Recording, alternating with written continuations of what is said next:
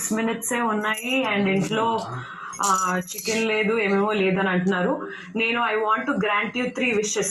మీకు కావాల్సిన 3 ఇద్దామని అనుకుంటున్నాను.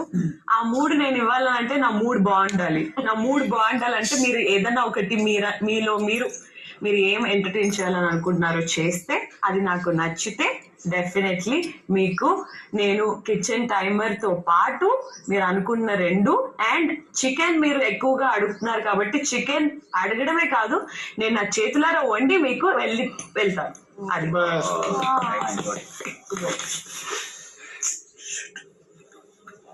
వస్తున్నాడు. గుర్తుపట్టేశారు. అయ్యో అలా చూడే బ్రో నీ కాదు బ్రో. అరే అన్నా నిండి